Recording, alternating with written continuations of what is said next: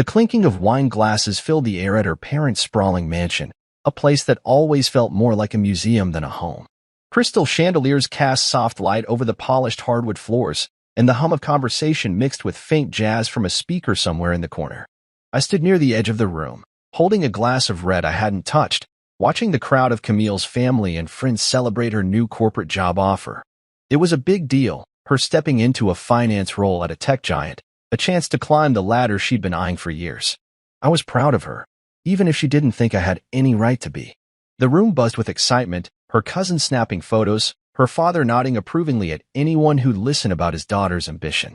But then her mother, Elaine, raised her glass, her voice cutting through the chatter like a blade wrapped in silk. To Camille finally leveling up and leaving behind the freeloaders, she shouted, her eyes flicking toward me for just a moment. Laughter rippled through the room. It wasn't cruel, not exactly, but it carried that sharp edge of judgment I'd grown used to. I felt the weight of every glance, every smirk, as if I were some stray dog they'd let in out of pity. Then Camille turned to me, her lips curling into that mocking smile she'd perfected over the past year. Seriously, Mason, she said, loud enough for the whole room to hear, get a life. Stop hanging around Jake just to feel important. He's rich and successful. You're not. The words hit like a punch I didn't see coming. The air went still, the kind of silence that makes your ears ring. Her uncle Darius chuckled nervously, muttering something about tough love, but no one else spoke. I could have said something back, could have let the anger bubbling in my chest spill out. But instead, I just smiled. Not the weak, pleading kind of smile that begs for approval. No, this was different. It was the kind of smile that knows something the room doesn't. Because Camille, for all her ambition and sharp words, had no idea whose signature was on her brand new paycheck. I took a sip of the wine, letting the bitterness of it match the moment. Around me, the party started to hum again, people pretending the awkwardness hadn't happened. Elaine glided over to Camille, whispering something that made her laugh, and I watched my wife soak it all in, her moment, her victory. She looked beautiful, I'd give her that. Her dark hair was swept up, her dress hugging her frame like it was made for her. But beauty doesn't soften a sting like that. I'd heard her jabs before, the little comments about my lack of drive, or how I was lucky to know someone like Jake Lawrence, her idea of a real success story. She'd say it at dinners, at gatherings like this, always with that same smirk, like she was doing me a favor by pointing out my flaws. And every time, I'd let it slide. Not because I was spineless, but because I was waiting. See, I'd learned something about people over the years. They show you who they are when they think you've got nothing to offer. Camille thought I was just a guy coasting through life, leaning on my old college buddy Jake to feel relevant. She didn't know the truth, and I hadn't told her, not out of fear, but because I wanted to see how far she'd go. Tonight, though, her words cut deeper than usual. Maybe it was the crowd, the way her family leaned into her insult like it was a punchline they'd all been waiting for. Or maybe it was the way she didn't even glance back to see if I was okay. Either way, something shifted inside me. I set my glass down on a nearby table, the stem catching the light for a moment. Across the room, Camille was laughing with her cousin, already moving on from her little performance. I could have walked over, pulled her aside, and laid it all out right then, told her everything. But where's the value in that? Truth isn't just words, it's timing. And tonight wasn't the night. Not yet. Instead, I slipped through the crowd, nodding politely at a few familiar faces. Uncle Darius caught my arm as I passed, his breath heavy with whiskey. So, Mason, what do you actually do these days? He asked, his voice loud enough to draw a couple of glances. It was the same question he always asked, like he was digging for dirt. I gave him my usual vague answer, something about consulting, helping out with Jake's projects. He nodded, unimpressed, and let me go. That's how it always went with her family. To them, I was the guy who didn't quite fit, the one who married up and hadn't earned it. As I stepped onto the balcony for some air, the cool night hit my face, grounding me. The city sparkled below, all sharp lights and distant noise. I leaned against the railing, replaying her words in my head. He's rich and successful. You're not. If only she knew. If only she had any clue that the man she mocked was the one who'd built the very foundation she was now standing on. I wasn't angry, not exactly. It was more like disappointment, mixed with a strange kind of curiosity. How would she react when she found out? Would she laugh it off, like she did tonight? Or would it shake her world just enough to make her see me differently? I pulled my phone from my pocket, the screen lighting up with a text from Jake. Heard about the party. You good? He wrote. I smirked. Jake knew me better than anyone, knew why I kept my cards close, why I let Camille think what she wanted. I typed back a quick reply, all good. Just waiting for the right moment. The party noise drifted out to the balcony, Camille's laughter cutting through it all. I straightened up, brushing a speck of dust off my jacket. This wasn't the end of anything, just the beginning of something else. She could have her toast, her moment, her applause. I didn't need any of it. What I had was better control, patience, and a truth that would hit harder than any insult she could throw. I stepped back inside, ready to play my part a little longer, my smile still in place. The game wasn't over. Not by a long shot. The loft where it all started still lingers in my mind sometimes. A cramped space with peeling paint, secondhand furniture, and the faint hum of cheap fans struggling against summer heat. Jake and I spent countless nights there, hunched over laptops, fueled by Red Bull and stubborn dreams. That's where Pulse Logic was born, where I wrote the first lines of code for an AI system that would change everything. Now, years later, I stood in my home office, a sleek room with floor-to-ceiling windows and a view of the city skyline, staring at a screen filled with data only I could untangle. People see Jake as the golden boy, the guy with the perfect smile who charms talk show hosts and investors alike. They see his polished boots clicking across stages, his name in bold on magazine covers. But behind every step he takes is me. I'm the architect, the coder, the ghost who built the system from scratch. And I chose to stay in the shadows, not because I'm ashamed, but because I wanted to see who Camille would be when she thought I had nothing to offer. It's not that I lied to her. I just never corrected her assumptions. When we met, I was already deep into the company, working late nights while Jake handled the public side. She'd ask about my day, and I'd keep it vague, talk about projects, or helping Jake out. She filled in the blanks herself, deciding I was some aimless guy riding my friend's coattails. At first, I thought it was funny, her little jabs about my lack of ambition.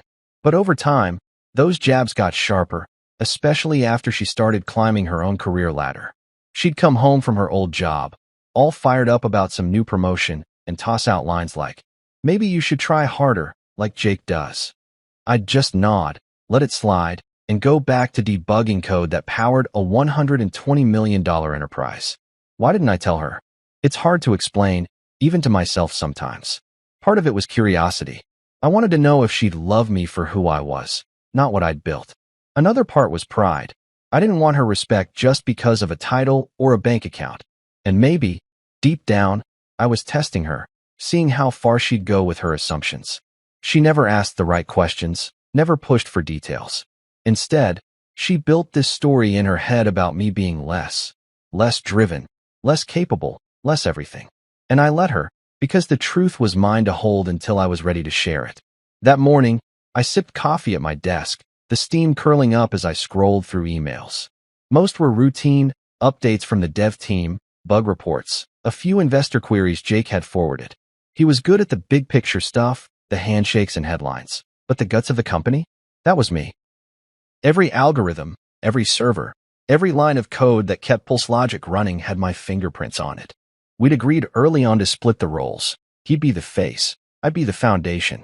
It worked. He got the spotlight. I got the freedom to create without cameras in my face. And it kept things clean. No ego clashes, no power struggles. Just two friends who trusted each other to do what they did best. Camille was getting ready for her big first day at her new job. I could hear her in the bedroom, humming as she picked out an outfit. She'd been talking about this job nonstop for weeks, how it was her chance to finally make something of herself, as if she hadn't already been doing that. I didn't mind her excitement. It was one of the things I loved about her when we first met, that fire in her eyes when she talked about her goals. But lately, that fire came with a shadow, a need to prove she was better than me, better than where we'd started. She walked into the kitchen, her heels clicking on the hardwood, and grabbed her bag from the counter. "Don't wait up," she said, barely looking at me. "I've got a lot to learn today." "Good luck," I said, keeping my tone light. "You'll kill it." She paused, just for a second, like she was surprised I'd said something nice. Then she gave a quick nod and left, the door clicking shut behind her. I leaned back in my chair, staring at the ceiling. She had no idea where she was headed, not just to some shiny corporate office, but to a place I'd built from nothing. It wasn't about tricking her. It was about letting her walk her own path, even if that path led her straight to the truth I'd been holding back. Later that day, Jake called. You sure about keeping this quiet? He asked, his voice crackling through the speakerphone. She's gonna flip when she finds out. Let her find out when the time's right, I said, tapping a pin against my desk. She's got her shot now. Let's see what she does with it. He laughed, that easy laugh that made people trust him instantly. You're colder than I am, man. I'd have spilled it by now. Nah, I said, smirking. You'd have made a PowerPoint about it. We both chuckled, but there was a weight to the moment. Jake knew why I was doing this, knew it wasn't about revenge or ego. It was about clarity, about seeing who Camille really was when the masks came off. I hung up and turned back to my screen, pulling up the latest system diagnostics. The numbers flowed like a language I'd invented, each one a piece of the empire I'd created. Camille could think what she wanted for now. She could call me a freeloader, a shadow, whatever made her feel taller. But the truth? It was bigger than her words, bigger than her smirk at that party. I stood and walked to the window, the city stretching out below like a map of possibilities. Somewhere out there, Camille was stepping into her new role, probably charming her colleagues, already planning her next move. She thought she was entering Jake's world, a place where he was the genius and I was just a name she mocked. But she was wrong. This wasn't Jake's world, it was ours. And sooner or later, she'd see my hand in every piece of it. Not because I'd force her to, but because the truth always finds a way out. I went back to my desk, the coffee now cold in its mug. There was work to do, always more work. A bug in the latest patch needed fixing, and the dev team was waiting for my notes. I dove in, the code pulling me into that quiet place where everything made sense. Camille could have her moment, her new desk, her big plans. I didn't need to chase her applause. What I had was enough control, purpose, and a secret that would shift everything when it finally came to light. For now, I'd keep building, keep waiting, keep being the man she didn't see. Because when the curtain finally lifted, it wouldn't just be about her job or her paycheck. It'd be about who we both were when the lies fell away. The morning sun filtered through the blinds in my home office, casting thin stripes across my desk as I sipped coffee and scrolled through a report from the dev team. It was just another day, lines of code to review, a server glitch to troubleshoot, the usual rhythm of keeping Pulse logic humming behind the scenes. But then my phone buzzed with a call from Jake, his voice carrying that mix of amusement and urgency he saved for big news. Her resume landed in HR, he said, cutting straight to it. Camille's. She applied for the finance analyst role. Got credentials, too. Want me to block it? I leaned back in my chair, the leather creaking softly, and stared out the window at the city waking up below. Block it? The thought flickered, tempting for a moment. It'd be easy to keep her out, to keep my world separate from hers. But that wasn't the point. I'd been watching her build her own story about me, about us, for years, letting her think I was just a guy scraping by on favors. This was a chance to see what she'd do with a real opportunity, no strings attached. Let her rise or fall on her own, I told him, my voice steady. Jake chuckled, like he'd expected that answer. You're a weird one, Mace. All right, I'll let HR know to keep it fair. I hung up and set the phone down, the weight of my choice settling in. Fair. That's what I wanted, for her to earn her place without my name tipping the scales. Not because I doubted her. Camille was sharp, driven, the kind of person who could charm a room and crunch numbers in her sleep. But she'd spent so long looking down on me, I needed to know who she'd be when she stepped into my world, unaware it was mine. Weeks later, I got the update. She'd landed the job. Entry-level finance analyst, $95,000 a year, a shiny new badge with her name on it. I was at the headquarters that day, tucked away in my private office on the top floor, a space nobody but Jake and a few execs knew I used. The building itself was a beast of glass and steel, all sharp angles and open spaces, designed to scream success. I'd had a hand in picking the architect, though nobody would have guessed it. As I worked through a system update, Jake swung by, leaning against the doorframe with a grin. She's downstairs right now, he said, strutting through the lobby like she owns the place. Doesn't know, does she? Nope, I said, not looking up from my screen. Not yet. He laughed, shaking his head. You're playing a dangerous game, man. I just smirked and kept typing. Dangerous? Maybe. But it wasn't about games, it was about truth. Camille thought I was unemployed, maybe dabbling in odd jobs for Jake, when he threw me a bone.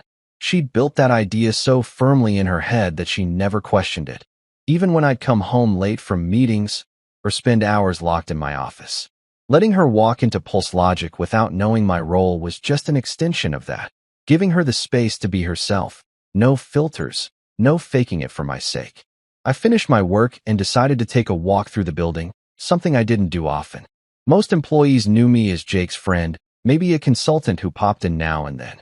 I liked it that way. Kept things clean, let me move without eyes on me. The elevator hummed as it dropped to the main floor, and when the doors opened, I saw her. Camille, standing by the reception desk, her posture all confidence as she accepted her badge from HR. She wore a tailored blazer, her hair pulled back, every inch the professional. I stayed back, blending into the crowd of employees heading to lunch. She didn't see me, didn't even glance my way, too busy soaking in the moment. Watching her, I felt a strange mix of pride and distance. She'd earned this, no question. The hiring team didn't know she was my wife. HR had strict protocols, and I'd made sure her application went through the same grinder as anyone else's. But there was something else, too, a quiet ache I didn't expect. She was stepping into a world I'd built, a place where my initials were literally etched into the tiles beneath her feet, and she had no clue. Part of me wanted to walk over, tell her right then, see the shock in her eyes. But I didn't.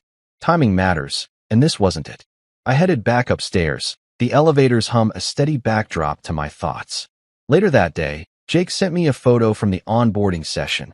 Camille at a conference table, smiling with her new team, a PulseLogic logo on the wall behind her. She's already making friends, he texted. I stared at the image, her face bright with possibility. It reminded me of the early days, when we talk about our dreams over cheap takeout, back before she started measuring me against her idea of success. Back then, I thought we'd build something together, not a company, but a life. Now, here she was, part of my empire, thinking it belonged to someone else. The irony wasn't lost on me. Every paycheck she'd get, every project she'd touch, every door she'd walk through, it all tied back to me. Not in a controlling way, but in the quiet, undeniable way that comes from years of work nobody sees. I'd coded the software that ran the company's core, designed the systems that kept it ahead of competitors. Jake was the voice, sure, but I was the engine. And Camille? She was just another employee now, one of hundreds who didn't know the man behind the curtain. That night, she came home late, her energy electric as she kicked off her heels and dropped her bag on the couch. "It's incredible," she said, pouring herself a glass of water. "The office, the people, the vibe. It's like I'm finally where I'm supposed to be." She didn't ask about my day, didn't notice I'd been out late, tweaking a server issue. I just listened, nodding as she went on about her new desk, her new boss, how she could feel the innovation in the air. I could have told her I'd picked that desk model, or that the innovation came from my sleepless nights. Instead, I said, "Sounds like you're happy." She looked at me then, just for a moment, like she was searching for something. "Yeah," she said. "I am." Then she turned away, already lost in her plans for tomorrow. I watched her go, the distance between us wider than ever. She thought she'd stepped into Jake's world, a place where he was the star and I was nobody. But she was wrong. This was my world, ours, really, but mine in a way she couldn't imagine. And when the day came for her to see it, it wouldn't be because I shouted it from the rooftops. It'd be because the truth was too big to stay hidden forever. For now, I'd keep working, keep waiting, let her think what she wanted. The moment would come. It always did. The hum of my laptop filled the quiet of my home office, a steady rhythm that grounded me as I sifted through a backlog of emails. Outside, the city was settling into dusk, lights flickering on like stars against the skyline. I'd spent the day tweaking a new algorithm for PulseLogic, the kind of work that felt like solving a puzzle nobody else could see. Most people at the company thought Jake was the mastermind, the guy who dreamed it all up and made it R. They weren't entirely wrong.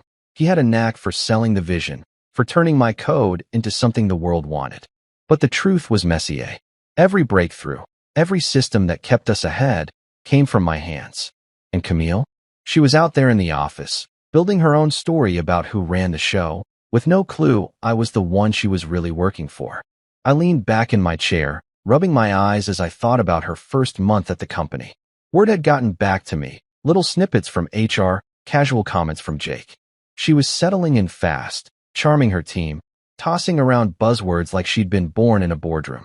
Apparently, she'd taken to bragging about her proximity to power, as if being in the same building as Jake made her special. I could picture her in the break room, coffee in hand, tossing her hair as she said, "He's so inspiring. You can just tell he's the genius behind it all." It didn't bother me, not really. I'd chosen to stay out of the spotlight, let Jake take the bows. But hearing her say it, knowing she thought I was just some guy hanging around for scraps, stirred something I couldn't quite name. That afternoon, I'd gotten an email from one of the HR reps, someone I trusted to keep me in the loop without asking too many questions. She'd overheard Camille in the break room, laughing with a couple of analysts. "There's this other founder, right?" she'd said, her voice carrying that sharp edge she used when she was trying to sound clever. "Some ghost, probably just a legal placeholder. Jake runs everything, you can tell." The HR rep had typed it up word for word, adding a quick note. "Thought you'd want to know." I read it twice, my jaw tight, then closed the email without replying. A placeholder. That's what she thought I was. Not a man who'd built an empire from a folding table in a loft, but a name on paper, irrelevant next to Jake's shine. My phone pinged, pulling me out of my thoughts. It was Jake, texting as if he'd read my mind. "Heard Camille's spreading her theories about you. Want me to set her straight?" I stared at the screen, my thumb hovering over the keyboard. For a moment, I imagined him walking up to her desk, casual as ever, and dropping the truth like a stone in still water. I could almost see her face, shock, then disbelief, then that quick scramble to rewrite the story in her head. It was tempting, but I typed back, "Not yet." I set the phone down and stood, stretching my arms as I walked to the window. The city sprawled below, a map of lives and secrets, and I wondered how many others out there were misjudged, unseen for what they really were. Camille's words didn't hurt as much as they might have once. They were just noise, part of the bigger picture I'd been watching unfold. She could think what she wanted, say what she wanted. The company didn't run on her opinions, it ran on my work. Every email she sent, every report she filed, every paycheck she cashed, it all flowed through systems I'd designed. She was a guest in my house, even if she didn't know it. Later that night, I drove to the office to check on a server issue nobody else could crack. The building was quiet after hours, just the hum of air conditioning and the faint glow of monitors left on by accident. I liked it this way, no crowds, no meetings, just me and the tech. As I worked in the server room, untangling a mess of cables and running diagnostics, I thought about the early days with Jake. We'd been kids, really, fueled by cheap pizza and big ideas. Back then, it wasn't about money or fame. It was about building something that mattered. I'd never cared about the spotlight, even when we started getting press, when investors came knocking. Jake thrived on it, and I was happy to let him. But now, with Camille spinning her stories, I wondered if I'd stayed quiet too long. The server beeped, signaling the fix was complete, and I leaned back against the wall, wiping sweat from my forehead. My phone buzzed again, this time an email from Jake, forwarded from one of his assistants. It was a screenshot of an internal memo Camille had drafted, something about streamlining budget reports. It was good work, sharp and efficient, the kind of thing that'd get her noticed. I read it through, nodding to myself. She was talented, no question. That's why I hadn't blocked her application, why I'd let her walk through those doors. But talent didn't mean she saw the whole picture. I locked up and headed home, the city lights blurring past as I drove. Camille was already asleep when I got there, her shoes by the door, her bag slung over a chair. I stood in the kitchen, pouring a glass of water, and thought about the memo again. She was making her mark, carving out a place for herself, and I was glad for it. But every step she took was on ground I'd laid. The irony wasn't lost on me. She was climbing a ladder I'd built, praising a man who leaned on me for every major call. Jake still ran decisions by me, even the ones she thought were his alone. Budgets, contracts, tech rollouts, he'd call or text, asking for my take, and I'd give it. No ego, no fuss. That's how we worked. As I climbed the stairs to bed, I paused outside our room, listening to the faint sound of her breathing. She was happy here, in this life she thought she'd earned by outgrowing me. And maybe she had, in her own way. But the truth was bigger than her version of it. I didn't need her to know, not yet. Telling her now would be too easy, like flipping a switch and watching her scramble. I wanted her to find it herself, to feel the weight of it when it landed. Not out of spite, but because real understanding doesn't come from words, it comes from seeing. I slipped into bed, the mattress dipping under my weight. Tomorrow, I'd dive back into work, another bug to fix, another system to tweak. Camille would go to her desk, file her reports, maybe drop another line about Jake's brilliance. And I'd keep doing what I'd always done, building, waiting, letting the pieces fall where they would. The office gossip didn't matter, not really. Her theories, her break room chatter, it was all just noise. The company ran because of me, and sooner or later, she'd see it. Not because I'd shout it, but because the truth has a way of breaking through, quiet and sure, like a sunrise you can't ignore. For now, I'd stay the ghost she didn't believe in, and that was enough. The office was a ghost town that night, the usual buzz of keyboards and chatter replaced by the low hum of air conditioning and the occasional creak of a settling building. I was holed up in the executive suite, a corner room with a view of the city's jagged skyline, working late on a software patch that had been giving the dev team fits. The glow of my laptop screen lit up the desk, casting shadows across stacks of papers and a cold coffee mug I'd forgotten to refill. This was my element: code, quiet, control. No meetings, no handshakes, just me untangling problems nobody else could. I liked these hours, when the world slowed down and I could think without interruption. But then I heard it, the sharp click of heels on the hardwood floor, echoing down the hall like gunfire in the silence. I glanced at the clock, past 9. Nobody should have been here, not even the cleaning crew. The sound stopped just outside the door, and before I could close my laptop, Camille walked in. She froze in the doorway, her eyes wide, like she'd stumbled into a room she wasn't supposed to see.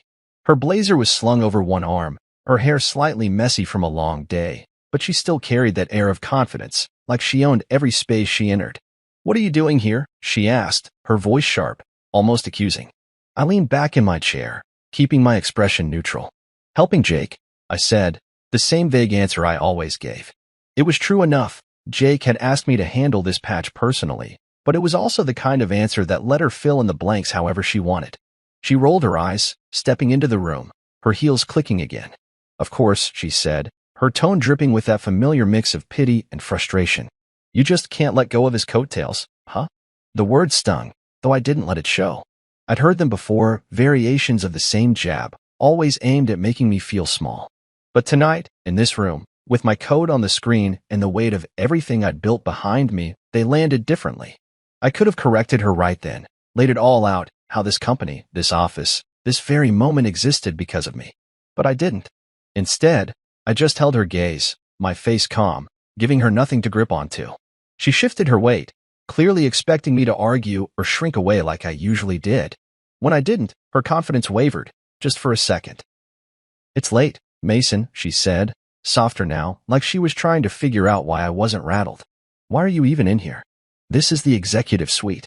Before I could answer, Jake walked in, his tie loosened and a tablet under his arm. He stopped short, glancing between us, his easy smile faltering for a moment. "Hey," he said, nodding at Camille before turning to me. "Ready to sign off, Mace?" The air shifted. Camille's eyes narrowed, her head tilting slightly as she processed his words. "Wait," she said, her voice slow, like she was piecing together a puzzle. "He signs things off?"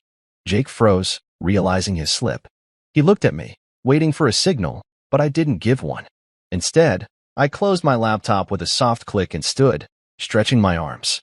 "Just wrapping up some tech stuff," I said, keeping it light, like it was no big deal. Camille wasn't buying it. She crossed her arms, her gaze flicking between me and Jake. "Hold on," she said. "What do you mean, sign off? Since when are you involved like that?" Jake, bless him, tried to smooth it over. "He's involved," he said, his smile awkward but genuine. "You know, helps with the big picture stuff sometimes."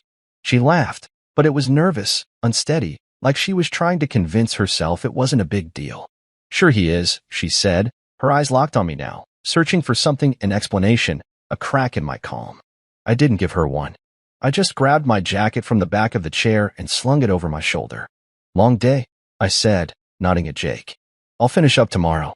As I brushed past her, I caught the faintest whiff of her perfume, the same one she'd worn since we met. For a split second, I remembered the early days, her laughing over cheap wine, me promising her the world. But that memory faded as fast as it came. I didn't look back. Didn't need to. I could feel her staring as I walked out, the weight of her confusion following me down the hall. In the elevator, I leaned against the wall, the hum of descent matching the buzz in my head. That was close, closer than I'd planned. Jake's slip hadn't been intentional, but it was a reminder. The truth was a restless thing, always looking for a way out. I'd wanted to control the timing, let her stumble across it naturally, but moments like this made me wonder if I was pushing my luck. Still, I wasn't ready to lay it all bare. Not yet. She'd have questions now, sure, but questions weren't answers. She'd probably brush it off, tell herself Jake was just being polite, that I was still the guy she'd pegged as a nobody. When I got home, the house was dark, quiet except for the faint drip of the kitchen faucet I kept meaning to fix. I poured a glass of water and stood by the counter, replaying the scene in my head. Her face when Jake said my name, the way her certainty cracked just enough to let doubt creep in. It wasn't much, but it was a start. I didn't want her to feel stupid. That was never the goal. I just wanted her to see me, really see me, without the story she'd written in her head. I thought about calling Jake, telling him to be more careful, but I didn't. He'd feel bad enough already, probably pacing his apartment right now, wondering if he'd messed up my plan. He hadn't. If anything, he'd nudged it forward, given her something to chew on. I set the glass down and headed upstairs, the stairs creaking under my weight. Tomorrow, she'd go back to her desk, maybe ask around, dig a little.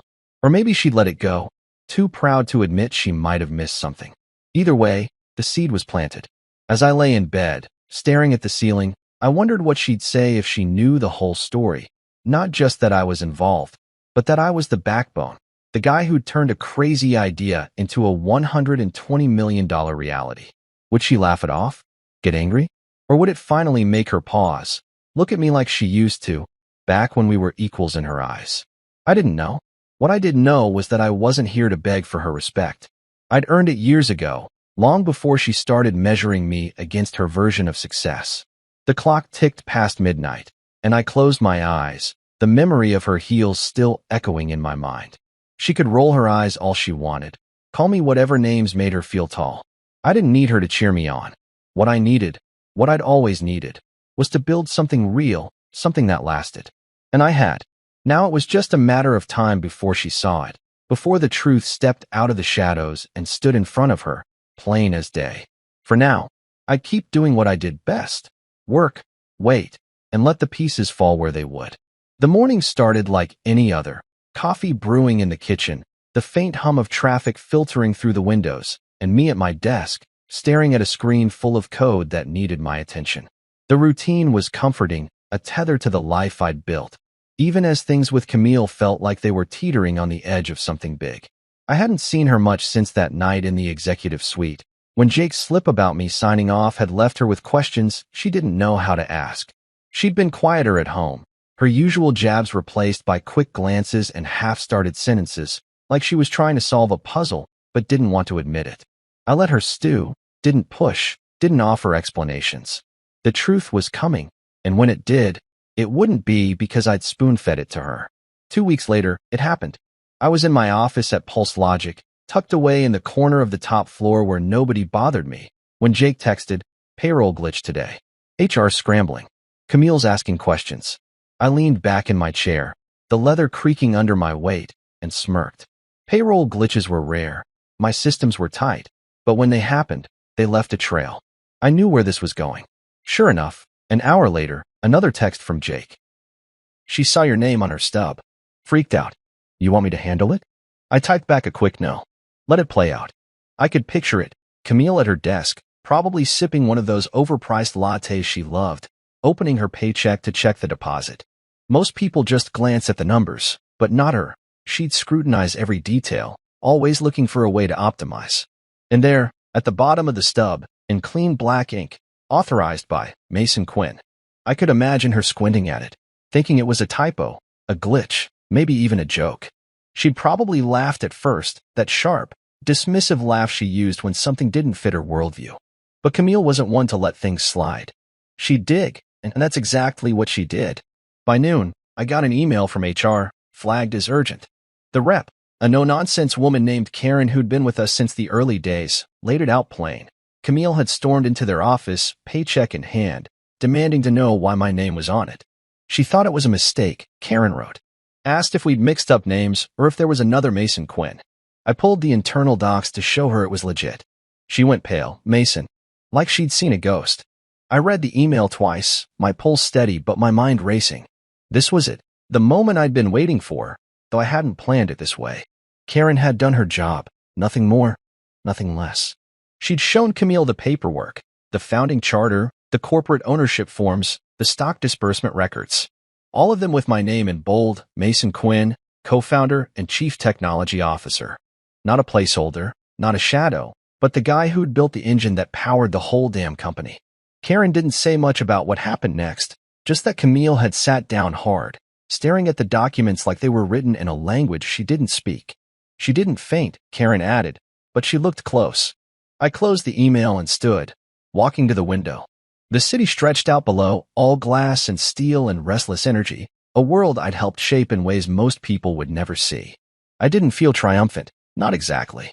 There was no rush of victory, no urge to gloat. If anything, I felt a strange kind of calm, like the air after a storm.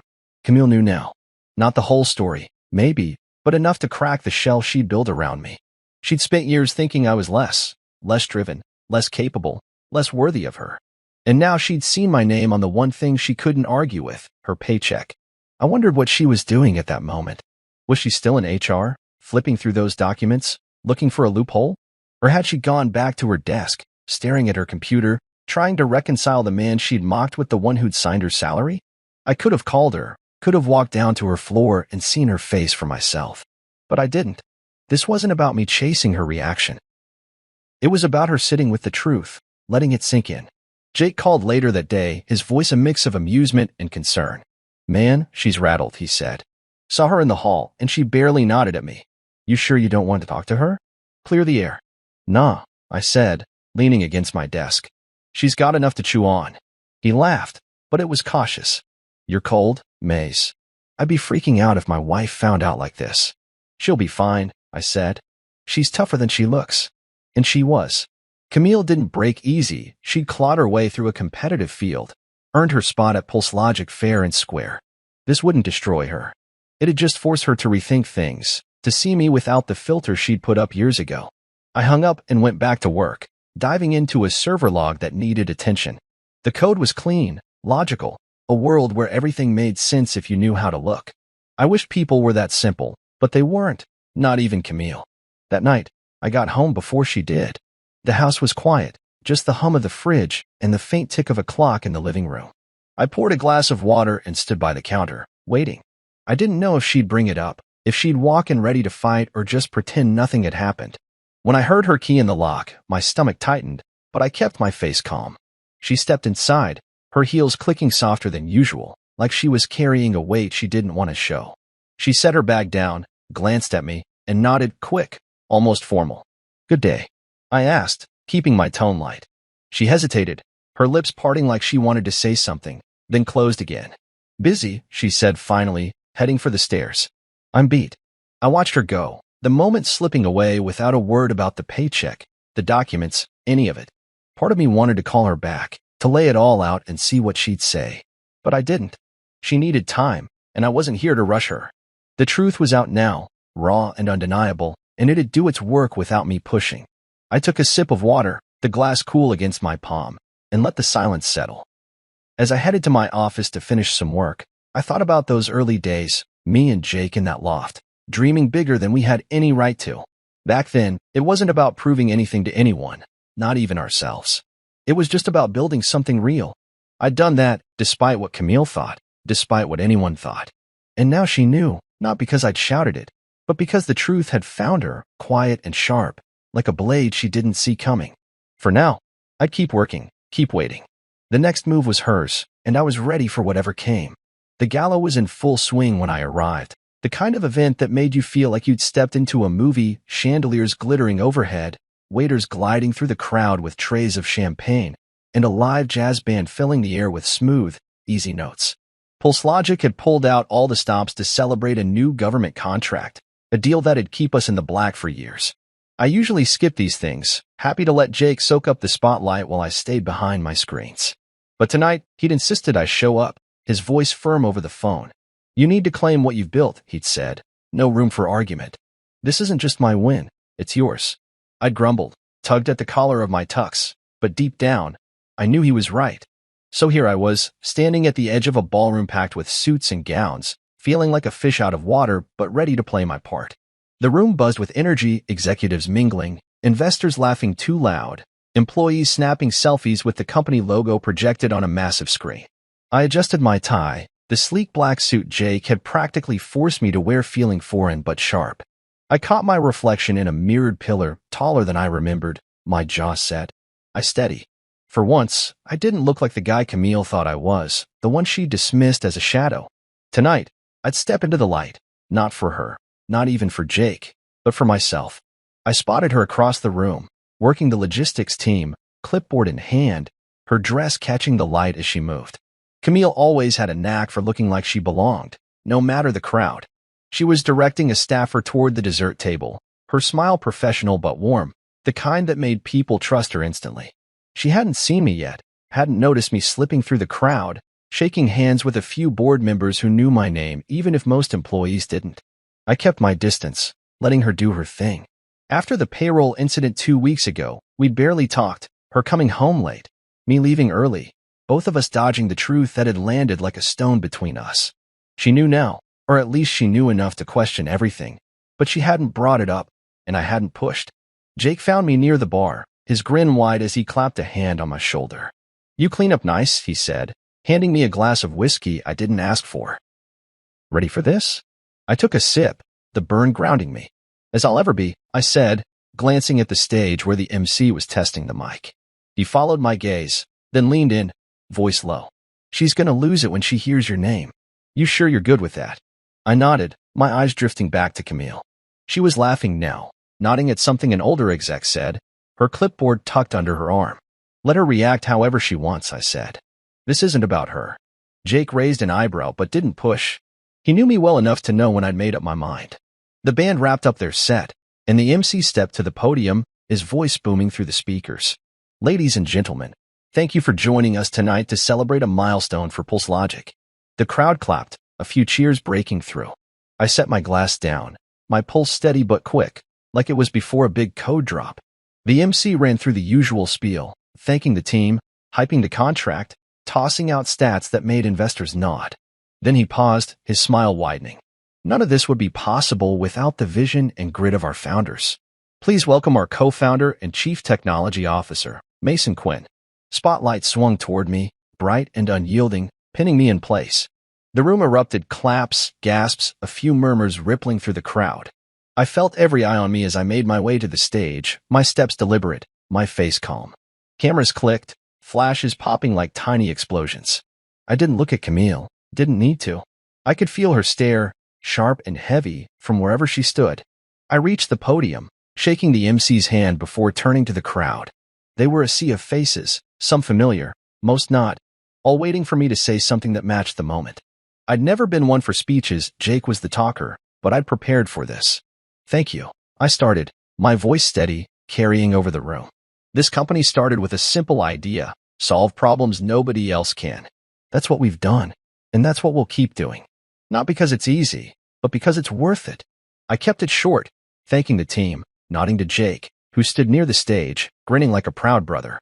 The crowd clapped again, louder this time, and I stepped back, letting Jake take over for the rest. As I moved off stage, I caught it, Camille, standing near a pillar, her champagne flute trembling in her hand. Her face was pale, lips parted, like she'd just seen something impossible. Our eyes met for a split second, and I saw it all. Shock, realization, maybe even regret. Then she looked away, her grip tightening on the glass, and I kept walking. Back at the bar, I grabbed a water, the adrenaline still humming in my veins. Jake joined me, leaning against the counter. "Told you it'd hit hard," he said, his voice low but teasing. "Yeah," I said, taking a sip. "You weren't wrong."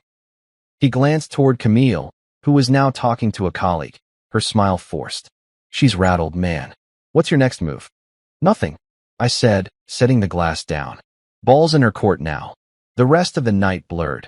Handshakes, small talk, people I barely knew telling me how inspiring it was to hear from the other founder. I nodded, smiled, played the part, but my mind kept drifting back to her. Not because I needed her to say anything, but because I wondered what she was thinking now, after seeing me up there, my name on everyone's lips. Did it change how she saw me? Or was she already rewriting it in her head, finding a way to make it fit her old story? As the gala wound down, I stepped outside for air, the cool night biting at my skin through the suit. The city sparkled below, a reminder of everything I'd built, everything I still had to do. I didn't need the applause, didn't need the cameras. But standing there, With my name finally out in the open, I felt something shift. Not pride, not relief, just clarity. I wasn't hiding anymore, not from her, not from anyone. I heard the door open behind me, footsteps soft but deliberate. I didn't turn around, didn't need to. It was her, I knew it. But I wasn't ready for that talk, not yet. Let her come to me when she was ready, when the truth had settled deep enough to matter. For now, I'd done what I came to do. The stage was set, the curtain up. Whatever came next, I'd face it the same way I always had, steady, quiet, and sure of what I'd built. The days after the gala felt different, like the air in the house carried a charge I couldn't ignore. I went through my routine, coffee at dawn, code reviews in my office, calls with Jake about the next phase of the government contract. But there was a quiet tension under it all, a sense that something had cracked open and wouldn't close again. Camille hadn't said much since that night, since the moment she'd seen me on that stage, my name echoing through the ballroom like a truth she couldn't dodge. I'd caught her staring a few times, quick, searching glances when she thought I wasn't looking, but she hadn't brought it up, and I wasn't about to force the issue. I'd spent years letting her build her own story about me. Now that it was unraveling, I wanted to see what she'd do with the pieces. It was late one evening, maybe a week later, when she finally broke the silence. I was in the kitchen, rinsing dishes from a dinner we'd eaten separately, her working late, me buried in a server issue. The house was quiet, just the faint hum of the fridge and the clink of plates in the sink.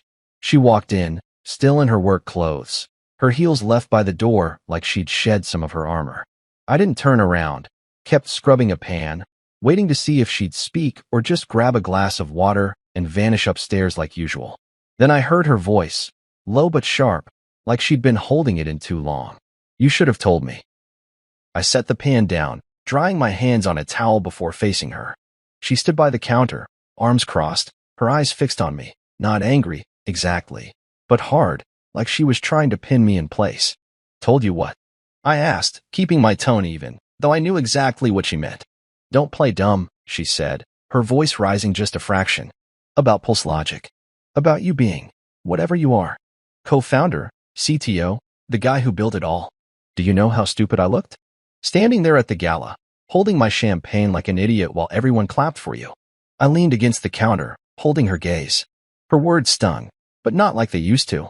There was something raw in them, something honest, and I wanted to hear it all before I answered. "It wasn't about making you look stupid," I said finally, my voice calm but firm. "You did that all on your own." Her eyes widened, a flash of hurt crossing her face before it hardened again. "So this was what? A game?" she snapped. "Letting me think you were nobody, letting me say those things about you. About Jake? Also you could what? Prove a point." I shook my head, stepping closer, not to crowd her, but to make sure she heard me. "It wasn't a game. I didn't tell you because I didn't want you to love me for a title or a paycheck. I wanted to see who you'd be when you thought I had nothing." She laughed, but it was bitter, almost choked. "And what did you see, Mason? A shallow, status-obsessed bitch who'd rather chase Jake's shadow than look at you." Her words hung there, heavy, and for a moment, I didn't know what to say. She wasn't wrong, not entirely. She'd spent years measuring me against her idea of success, cutting me down to fit the box she'd made. But I didn't hate her for it. I just wanted her to see it, to own it. "I saw someone who's smart," I said quietly. "Someone who's driven, who earned her place at that company. But yeah, I also saw someone who decided I wasn't enough before she even asked who I was." She flinched, her arms dropping to her sides. For a second, I thought she might cry, but Camille didn't break like that. Instead, she straightened, her voice trembling but sharp. "You could have asked me to stop. You could have said something, anything, instead of sitting there, smiling like it didn't hurt. Why didn't you?" I looked at her, really looked, and saw the woman I'd fallen for years ago, fierce, stubborn, always pushing. But I also saw the distance between us, wider now than ever. "Because I didn't want to fight for your respect," I said. "I wanted you to give it. Not because I'm the CTO, but because I'm your husband." She opened her mouth, then closed it, her eyes glistening but holding back. The silence stretched, thick and heavy, until she turned away, her voice barely a whisper. "I didn't know how to see you. Not like this." She walked out, her footsteps soft on the hardwood, leaving me alone with the dishes and the weight of what we just said. I didn't follow her. Didn't need to. She'd wanted to justify herself, to make it my fault for keeping secrets. But I'd given her the truth, plain and unvarnished. I wasn't here to punish her, but I wasn't here to beg for forgiveness either. The next few days were quiet, both of us moving through the house like strangers sharing a lease. I threw myself into work, debugging code, prepping for a tech rollout, anything to keep my mind off the ache in my chest. Jake called once, asking how things were, but I brushed him off. "She's processing," I said, and he didn't push. At Pulse Logic, I heard she was keeping her head down, still doing her job but without the usual swagger. Part of me wondered if she'd quit, walk away from the company now that she knew my role, but she didn't. She showed up, filed her reports, kept going. That was something, at least.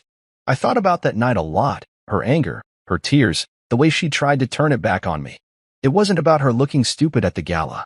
It was about her realizing she'd misjudged me, not just as a founder but as a man. I didn't need her to grovel, didn't want her to. I just wanted her to see what I'd seen all along, that we could have been partners, equals, if she'd let me in instead of pushing me down. One morning, I found her coffee mug on the counter, still warm, a post-it stuck to it with a single word: "Sorry." I stared at it, my thumb tracing the edge of the paper. It wasn't much, but it was a start. I didn't know where we'd go from here, maybe nowhere, maybe somewhere new.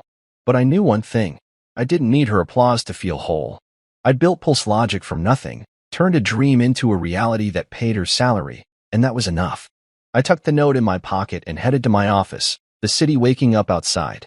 She'd vented, cried, blamed me, and I'd let her.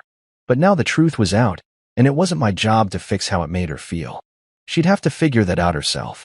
For now, I had work to do, systems to maintain, problems to solve, a company to run from the shadows. And if she wanted to talk, really talk, I'd be here.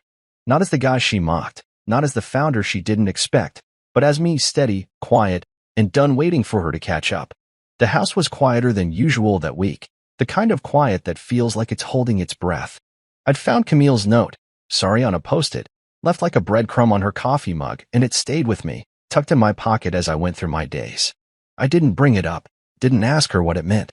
Words like that need space to settle, and I wasn't in a rush to fill the silence. Work kept me busy. Pulse Logic was ramping up for a new software release, and I was neck-deep in code, tweaking algorithms and squashing bugs that only I could spot. But even as I worked, my mind kept drifting back to her, to the way things had shifted since the gala, since she'd seen my name on that stage and realized the man she dismissed was the one holding up her world. I'd heard bits and pieces about her at the office, not from her directly, but from Jake and a few others who kept an eye out. She was still showing up, still doing her job, but the swagger was gone. No more breakroom boasts about proximity to power, no more gushing about Jake's genius. Instead, she was quieter, focused, like she was trying to prove something to herself. Karen in HR mentioned she'd started asking about the company's outreach programs, the ones I'd pushed for years ago, tech workshops for women in underprivileged schools, stuff I'd always cared about but never advertised. It caught me off guard, hearing that. Was she digging into my world, trying to understand me?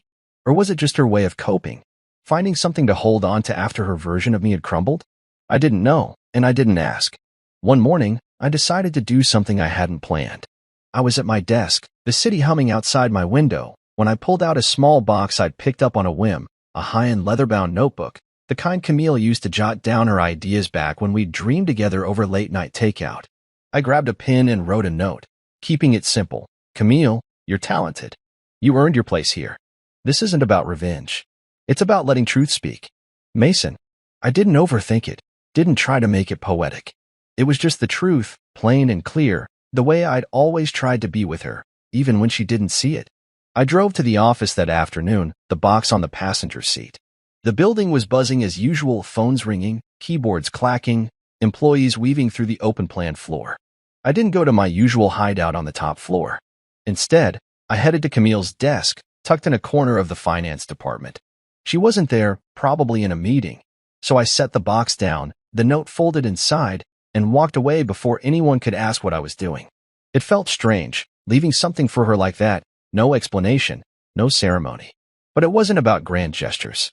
It was about giving her something real, something she could hold, and letting her decide what to do with it. I didn't hear from her about it, not that day, not the next. Part of me wondered if she'd tossed it, too proud to accept anything from me after everything. But I didn't dwell on it. I'd said what I needed to say, and the rest was up to her. Life kept moving, meetings with the dev team, late-night calls with Jake about scaling the new contract, the usual grind that kept PulseLogic running. I liked the rhythm of it, the way it pulled me into a world where things made sense, where effort led to results. If only people were that straightforward. A few days later, Jake swung by my office, leaning against the doorframe with that grin he got when he knew something I didn't. "She's been asking about the charity stuff," he said, crossing his arms. "The tech programs for schools.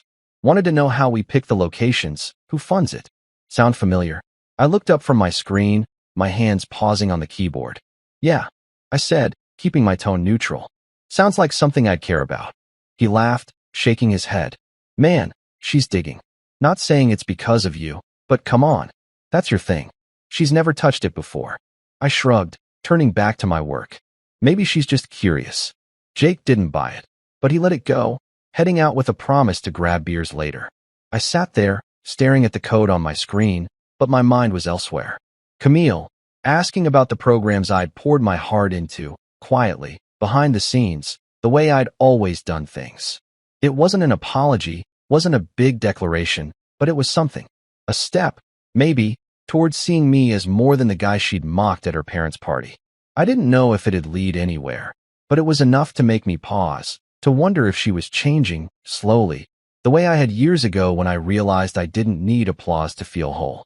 That night, I got home late, the house dark except for a light in the kitchen. Camille was at the table, her laptop open, papers spread out around her. She didn't look up as I walked in, but I saw it, the leather notebook, open to a page filled with her neat handwriting. My note wasn't there, probably tucked away somewhere, but the sight of the book hit me harder than I expected. I grabbed a glass of water, keeping my movements quiet, not wanting to disturb whatever she was working on. As I headed upstairs, I caught a glimpse of her screen, a proposal draft, something about expanding the tech workshops to more schools. I didn't stop, didn't say anything, just kept going. In bed, I lay awake, the ceiling a blank canvas for my thoughts. I didn't need her to thank me, didn't need her to say she'd read the note or liked the gift. What I needed, what I'd always needed, was to know I'd built something that mattered, not just in code or contracts, but in the way it touched people's lives. Those programs, the ones she was now poking into, were part of that. If she was picking up that thread, even just a little, it meant something. Not a victory, not a reconciliation, but a shift, quiet and real, like the first crack of dawn after a long night. I thought about the early days, when I'd stay up coding while Camille slept, dreaming of a future we'd share. That future looked different now, fractured by her words and my silence, but it wasn't gone. Maybe we'd find a way to meet in the middle, or maybe we'd just learn to see each other clearly.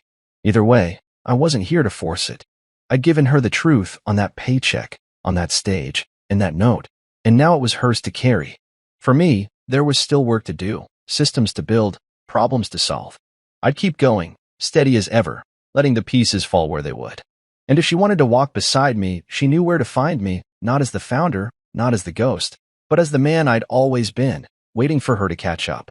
The brunch was at Elaine's favorite restaurant, a fancy place with white tablecloths and waiters who moved like they'd been trained to disappear. I sat across from Camille, the hum of her family's chatter filling the air, her cousins swapping gossip, her father droning on about golf, Uncle Darius asking for more coffee louder than necessary.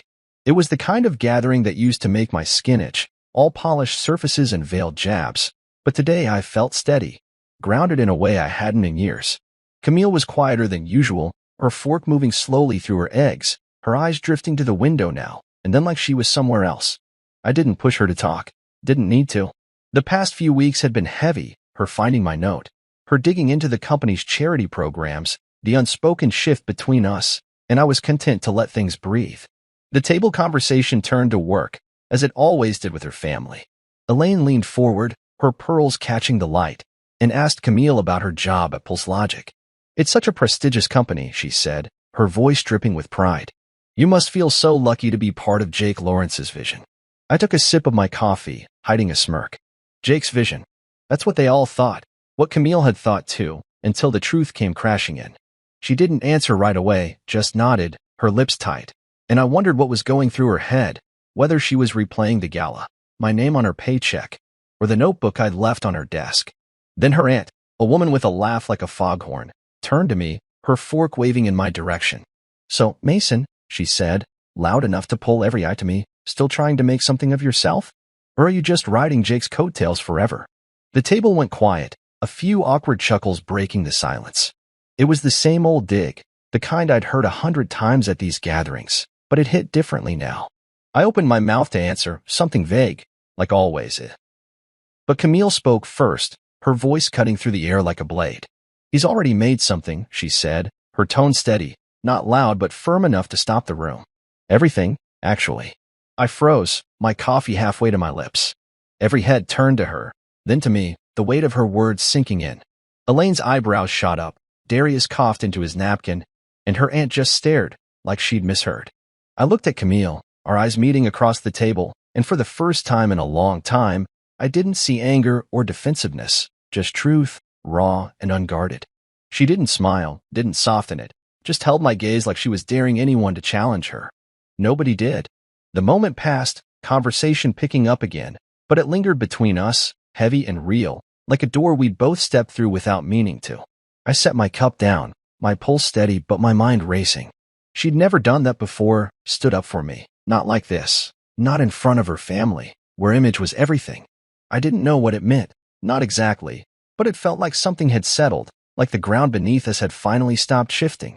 The rest of the brunch blurred, small talk, clinking glasses, Elaine steering the chat back to safer topics. I played along, nodding when I needed to, but my focus stayed on Camille. She didn't say much after that, just ate her food and answered questions with short, polite replies. When we left, she walked beside me to the car, our steps in sync, the silence between us not heavy but thoughtful, like we were both carrying the same weight. In the car, I waited for her to say something, to explain or backtrack, but she just looked out the window, her fingers tracing the edge of her purse. I didn't push. I'd spent years waiting for her to see me, and now that she had, at least enough to speak up, I wasn't going to demand more. I drove us home, the city slipping past, and thought about how far we'd come from that night at her parents' mansion, when she'd mocked me in front of everyone, her words sharp enough to draw blood. Back then, I'd smiled and waited, knowing the truth would find her. Now it had, and I wasn't sure what came next. At home, she went to the kitchen, pouring herself a glass of water while I hung my jacket by the door. I could have asked her about it, could have said, "Why'd you do that?" Or "What's changed?" But I didn't. Instead, I grabbed my laptop and headed to my office, diving back into work, emails from the dev team, a bug report I'd been meaning to tackle. Routine was my anchor, always had been, and I needed it now to keep from overthinking. Camille didn't follow, didn't call me back for some big talk. She just moved through the house, her presence quiet but steady, like a shadow that didn't weigh me down anymore. Later that night, I found her in the living room, curled up on the couch with that leather notebook I'd given her, scribbling something I didn't try to see. I paused in the doorway, watching her for a moment. She looked different, not softer, exactly, but less guarded, like she'd let go of something she'd been carrying too long. I didn't say anything, just grabbed a book and sat across from her, the silence comfortable for once. No anger, no accusations, just us, sharing space without needing to fill it with words. I thought about the road we'd traveled, her jabs, my silence, the slow unraveling of her assumptions. I'd built pulse logic from nothing, turned a dream into a reality that paid her salary, and I'd done it without needing her applause. But today, when she'd spoken up, it wasn't applause either. It was respect, quiet and unforced, the kind I'd stopped hoping for. It didn't fix everything, didn't erase the years of distance or the hurt we'd traded, but it was enough to make me see her differently, to wonder if we could find a new way forward, not as husband and wife, maybe, but as two people who finally understood each other. As I turned a page in my book, I realized I was okay with that. We'd likely go our separate ways. Too much had broken to pretend otherwise, but the idea didn't scare me. I'd build a life that stood on its own, with or without her, and I'd keep building, keep solving problems, keep chasing what mattered. She'd do the same, I figured, carving her own path with that fire I'd always admired, even when it burned me. The clock ticked on, the room soft with lamplight. No music swelled, no grand gestures marked the moment. Just us, sitting there, seeing each other clearly for the first time in years. It wasn't a happy ending, not the kind people write stories about, but it was real, and for me, That was enough. I closed my book, set it aside, and let the quiet hold us both. Knowing whatever came next, I'd face it the way I always had, steady, sure, and ready for the truth to lead the way.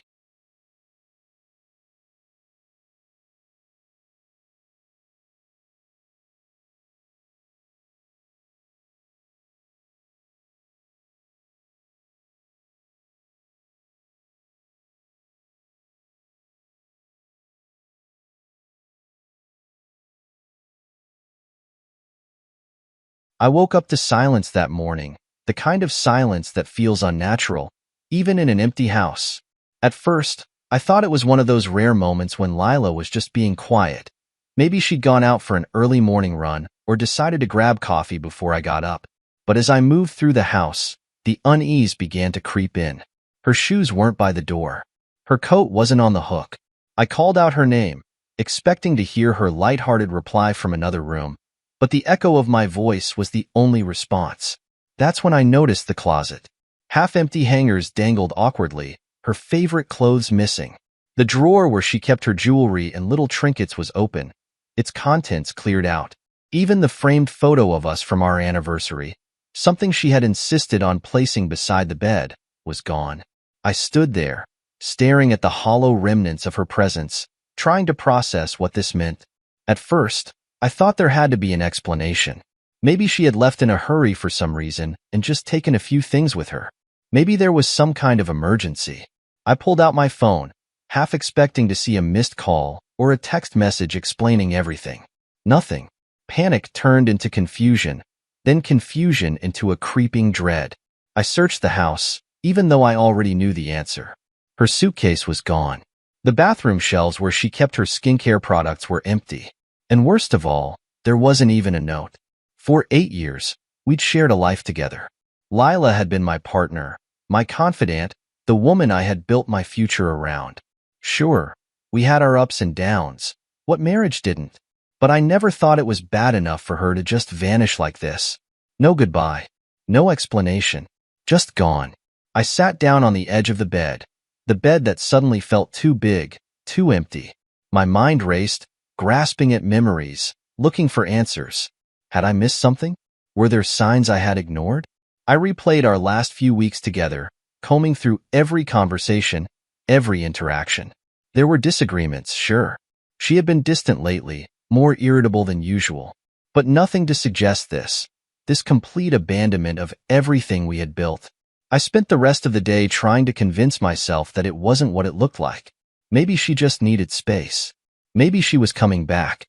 But as the hours turned into days, and the days into 2 long weeks, the reality became impossible to deny. She wasn't coming back. At first, I felt devastated. The kind of heartbreak that makes you feel like you're suffocating. I couldn't eat, couldn't sleep. I wandered through the house like a ghost, haunted by her absence. Every little thing reminded me of her. The way she always left her coffee mug on the counter, the stack of magazines she kept by the couch, the faint scent of her perfume lingering in the air.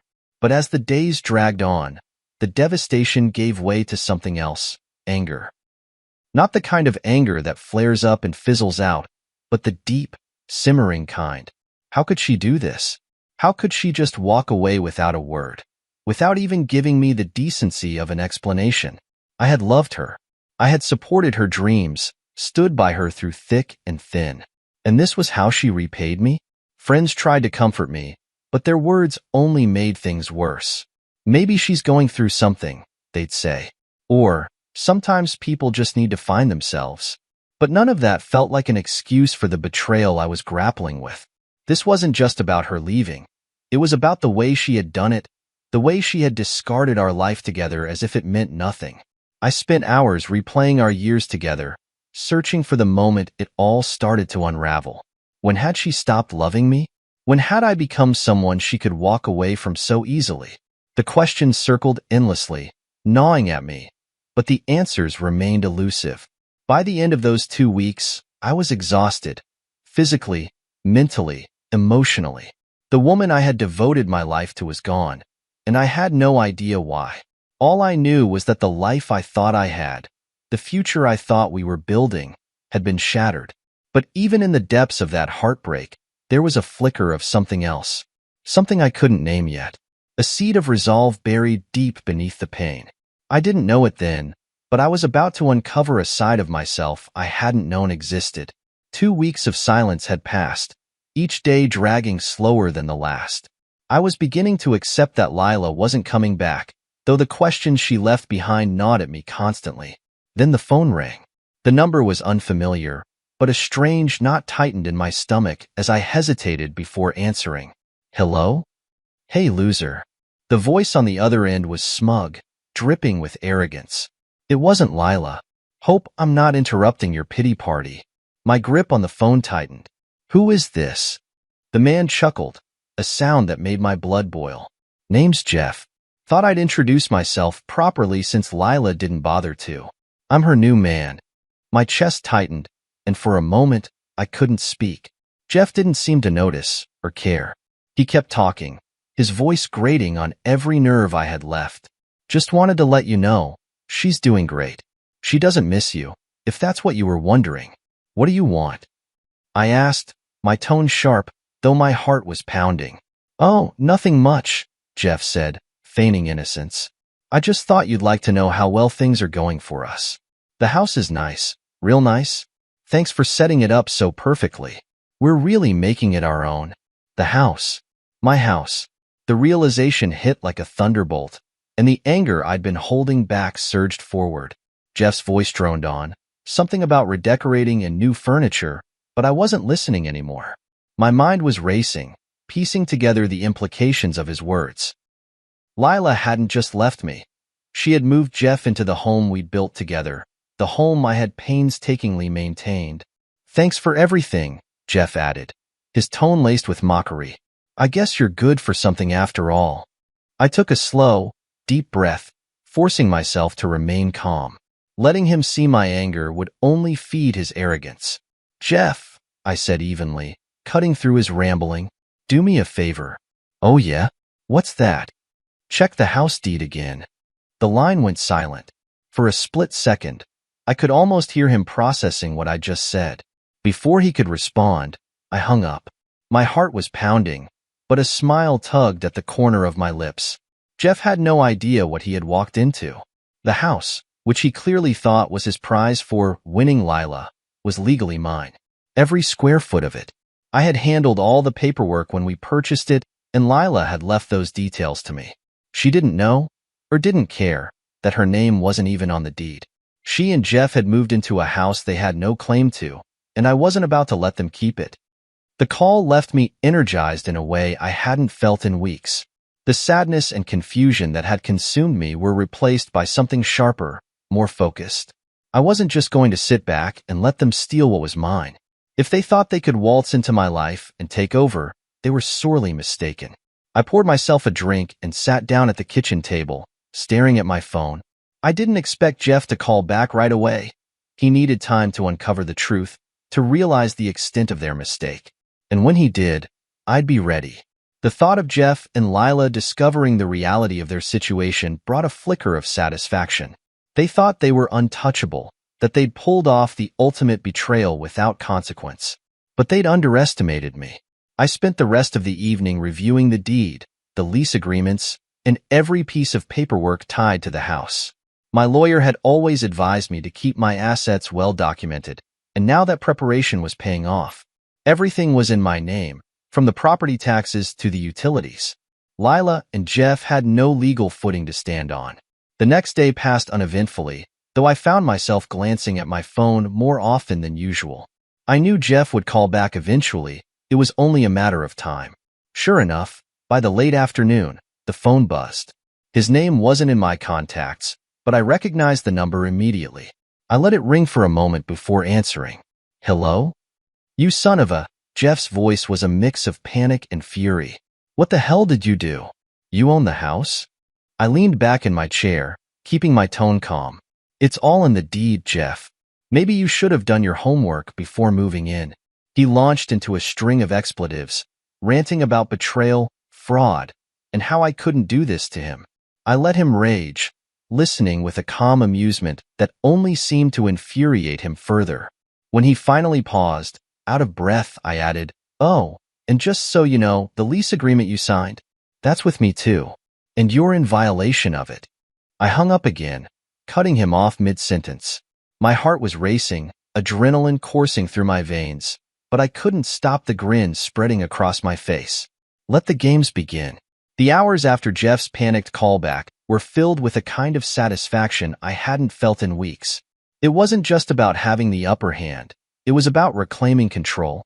After weeks of confusion, heartbreak, and unanswered questions, I finally had the opportunity to set things right on my terms. I didn't hear from Jeff or Lila the next day. That silence was almost more satisfying than his frantic shouting had been. I could picture them pacing the house, poring over paperwork, and arguing about how they'd ended up in this mess.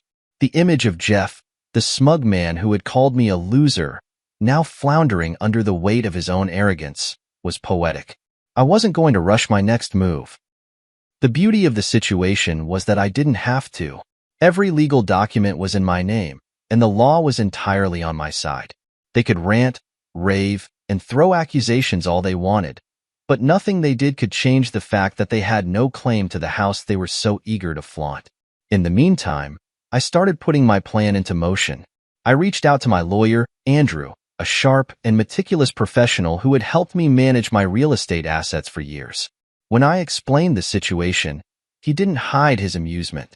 "So, let me get this straight," Andrew said, a hint of laughter in his voice. "Your wife left you, moved in with her boyfriend, and they're living in one of your properties?" "Pretty much," I replied, unable to suppress a small chuckle myself. Andrew shook his head. "You can't make this stuff up." "Well, the good news is you're in the clear. The deed is in your name, and the lease agreement gives you full control. If they're in violation, you have every right to terminate it." "That's exactly what I want to do," I said firmly. "No more playing nice." Andrew agreed to draft the termination notice immediately. "They'll have 30 days to vacate," he explained. "Legally, there's no way they can fight it, but I'm guessing they won't take it well." "I'm counting on it," I said with a wry smile. That evening, as I sat in the quiet of my home, I reflected on how far things had spiraled. Lila's betrayal had left me reeling, but now, I felt a sense of clarity. This wasn't just about revenge.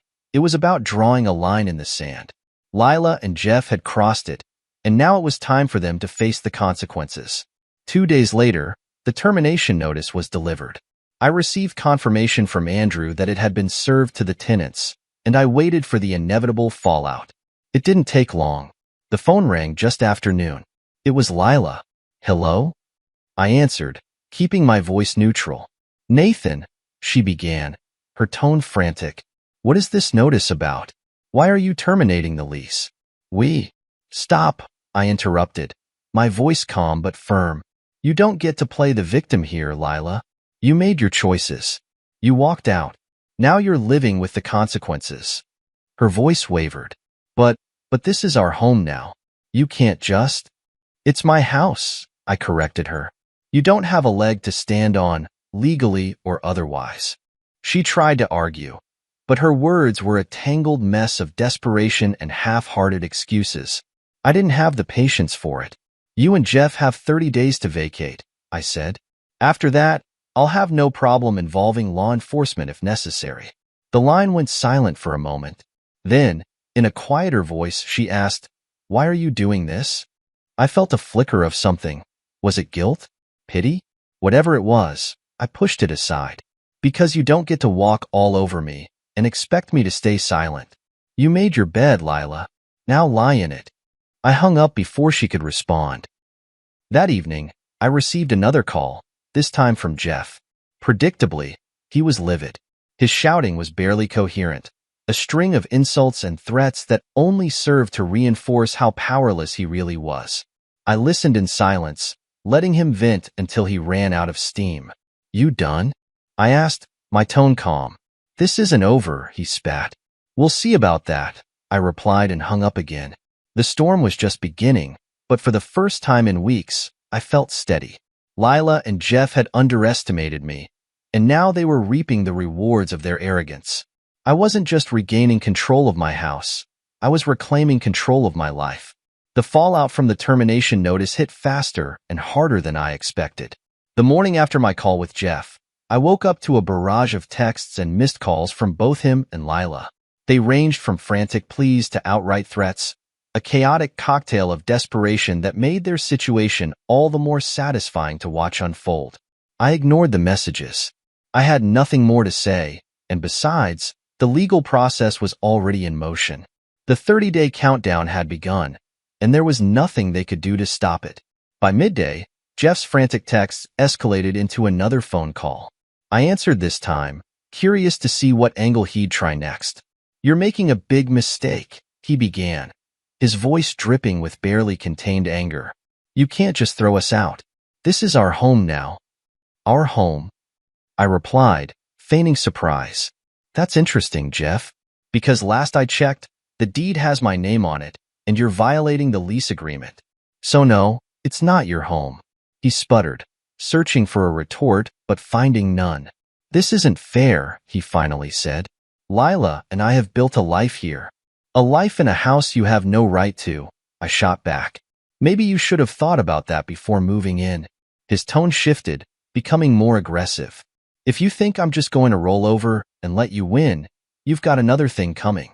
I'll fight this." "Good luck with that," I replied calmly. "The law's on my side, Jeff. You might want to save your energy for packing." I hung up, feeling a surge of satisfaction. Jeff's bravado was crumbling, and it was only a matter of time before Lila followed suit. Sure enough, a few hours later, she called me. This time, her tone was different, not angry, but pleading. "Nathan, please," she began, her voice trembling. "Can we just talk? This has all gotten out of hand." "There's nothing to talk about, Lila," I said evenly. "You made your choices, and now you're dealing with the consequences. That's how life works." "But where are we supposed to go?" she asked, her voice breaking. "We don't have anywhere else lined up. You can't just leave us stranded." I paused, letting her words hang in the air. Part of me felt a twinge of guilt. This was the woman I'd once loved, after all. But then I remembered the way she'd left, the mocking tone in Jeff's voice when he first called me, and the pain of those first 2 weeks when I'd been left alone to pick up the pieces. "You should have thought of that before," I said finally. "This isn't my problem anymore, Lila. You made sure of that when you walked out." She tried to argue, but I wasn't interested in hearing it. I ended the call, feeling a strange mixture of closure and finality. For the first time, I felt like I was truly in control, not just of the house, but of my life. The days that followed were quiet on my end, though I knew chaos was brewing on theirs. Mutual friends began reaching out, their messages laced with curiosity and a hint of gossip. "Did you really kick Lila and her boyfriend out of the house?" one friend asked. "Yes," I replied simply. "It's my house." The responses varied. Some expressed surprise, others outright support. But the general sentiment was clear. People were starting to see through Lila and Jeff's facade. The life they tried to build on the back of their betrayal was crumbling, and the cracks were showing. As their move-out day loomed closer, I received fewer messages from Lila and Jeff. I assumed they were too busy scrambling to find a new place to bother me, and I was perfectly fine with that. The silence was a welcome change, a reminder that their drama no longer held any power over me.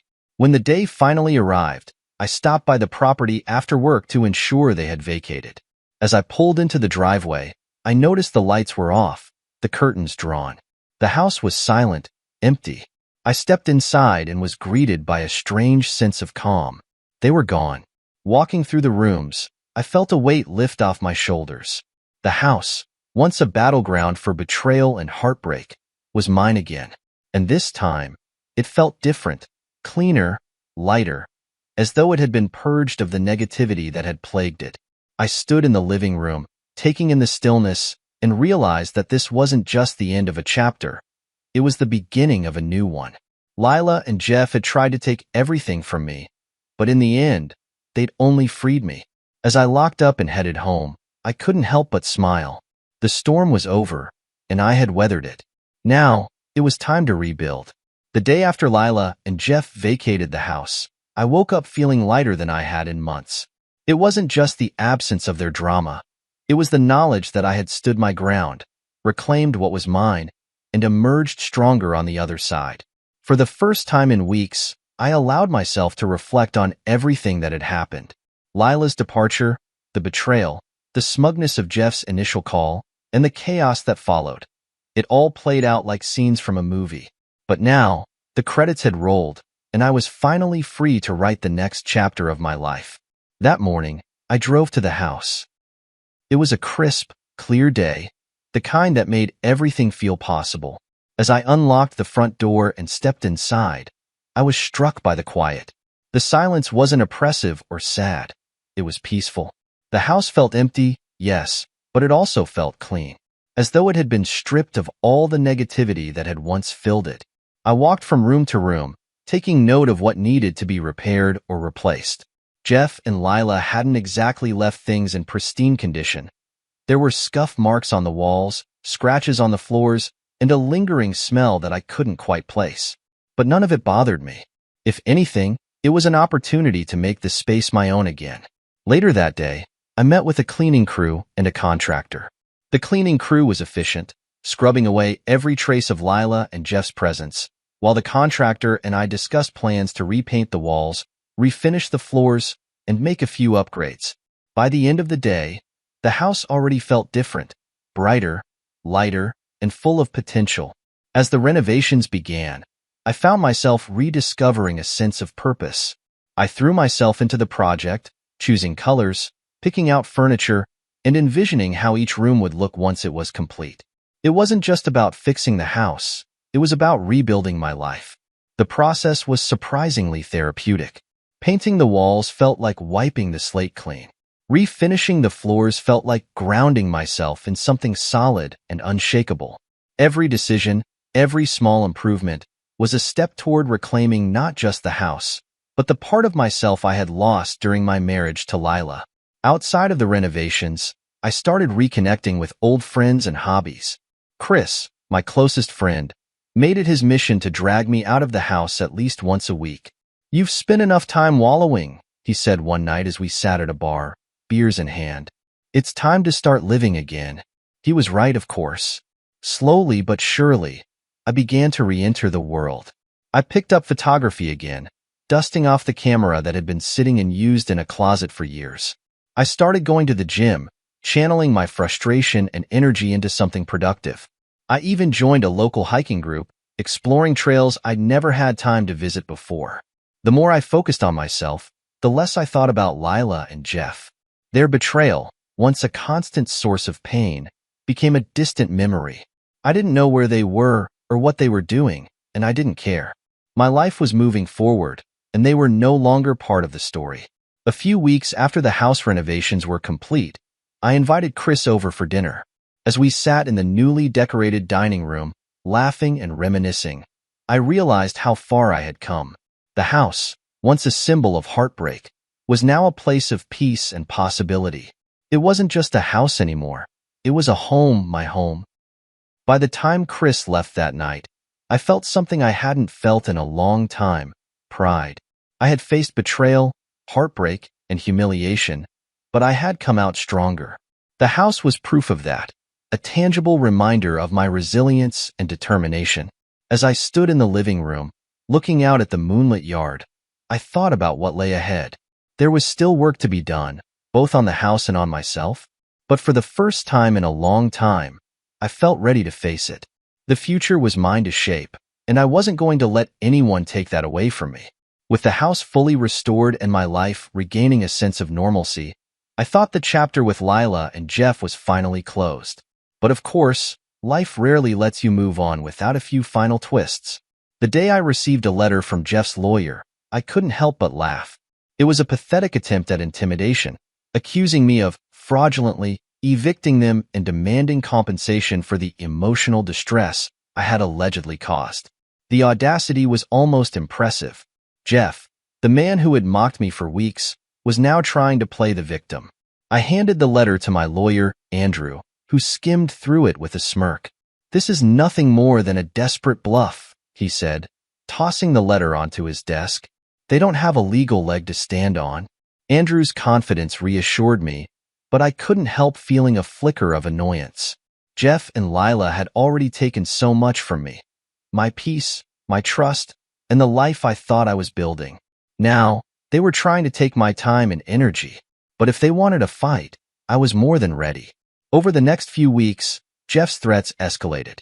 He called, texted, and even showed up outside the house once, yelling obscenities and demanding justice. Each time, I calmly reminded him that he was trespassing and that I had no intention of engaging with his antics. My resolve only seemed to enrage him further, which, admittedly, was satisfying. Meanwhile, Lila's approach was softer.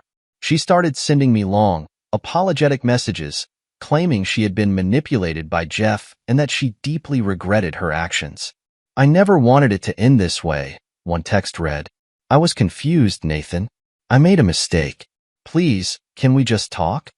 Her words might have swayed me months ago, but now they felt hollow. The time for apologies had long passed. I didn't respond to her messages, and eventually, they stopped coming.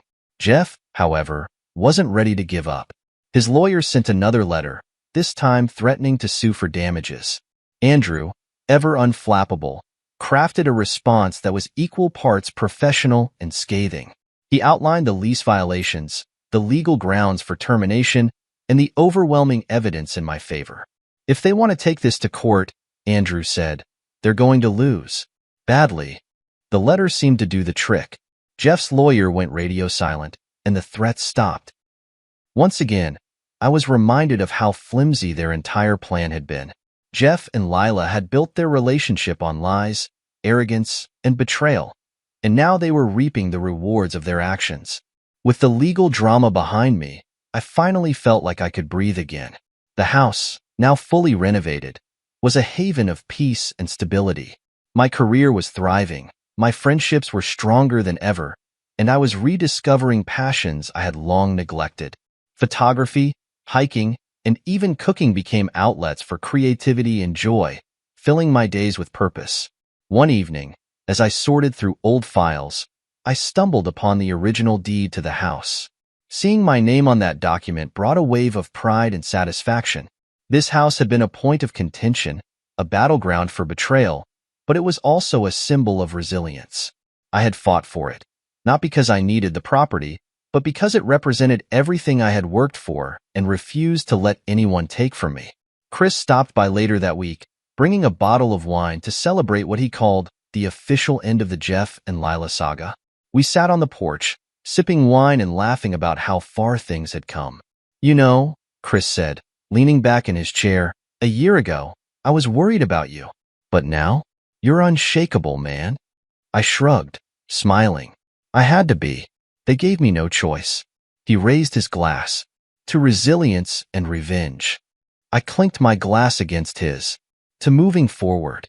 The legal threats, the betrayal, the heartbreak. It was all behind me now. Jeff and Lila had tried to take everything, but they had only succeeded in teaching me how strong I really was.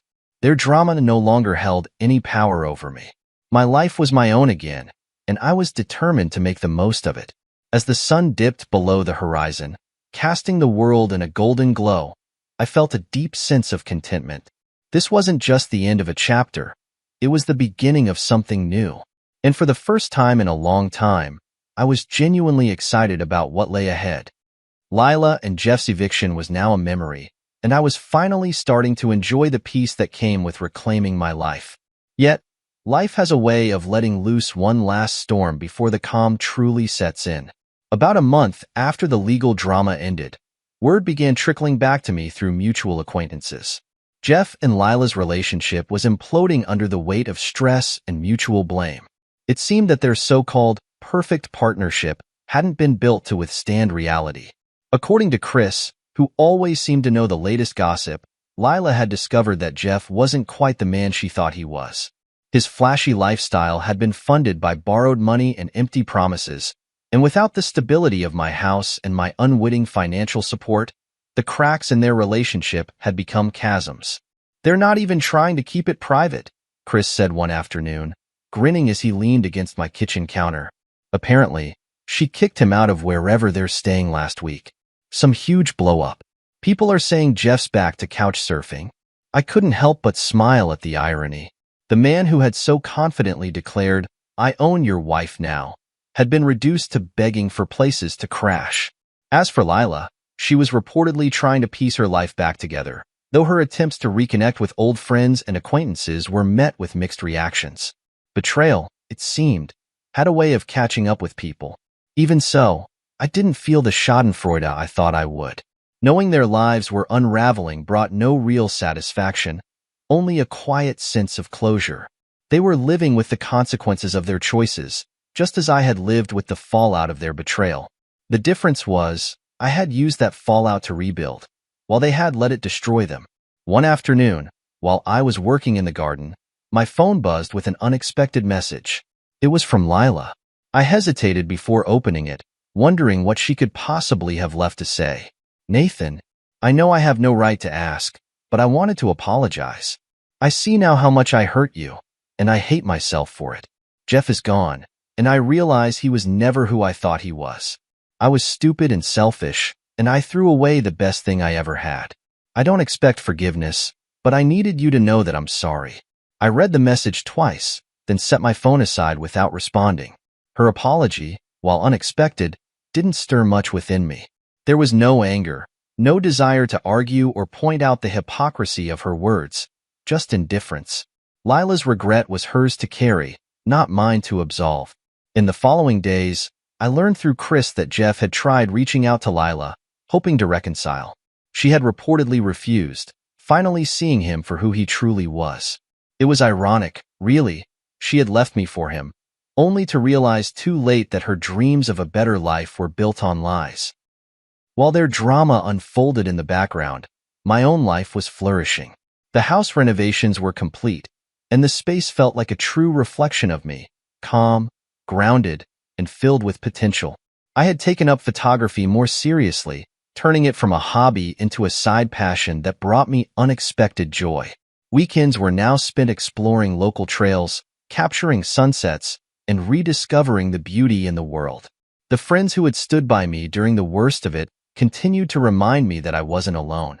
Chris was still a constant presence, dragging me to social events and pushing me to step outside my comfort zone.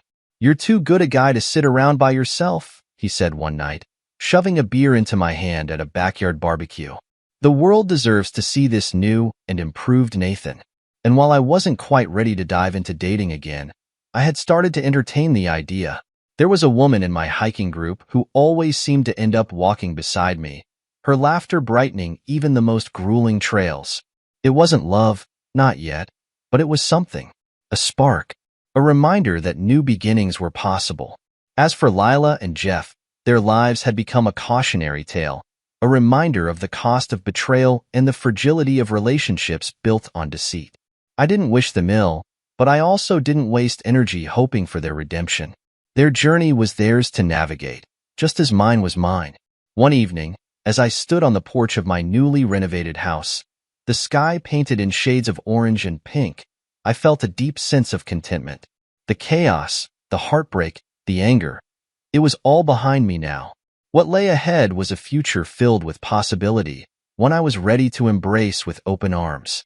With the drama of Jeff and Lila firmly in the rearview mirror, I found myself settling into a life that felt entirely my own. The house, once a battleground for betrayal and heartbreak, had become a sanctuary. Each day brought new opportunities for growth, and I embraced them with a sense of freedom I hadn't felt in years. The renovations were finished, the last of the paint dried, and the furniture arranged just the way I liked. Every inch of the house reflected my personality and preferences. No compromises, no lingering traces of a life that had been tainted by deceit. It was a fresh start, and I relished every moment of it. With the house no longer a project, I shifted my focus to rebuilding myself. Therapy continued to be a cornerstone of my recovery. Dr. Miller, ever insightful, helped me confront the deeper wounds left by the betrayal. "Healing isn't about forgetting," she said during one session. "It's about finding peace in the memories, even the painful ones." I took her words to heart, revisiting old memories not with bitterness but with curiosity. What had I missed? What patterns had I ignored? The process wasn't easy. There were moments when the weight of those reflections threatened to pull me under. But it was necessary. Each session left me feeling lighter, as though I was shedding the emotional baggage I had carried for years. Meanwhile, my social circle continued to grow. Chris remained a constant source of encouragement, pushing me to step out of my comfort zone. "You've spent enough time in your cocoon," he said one night over dinner. "It's time to spread your wings." And so, I did.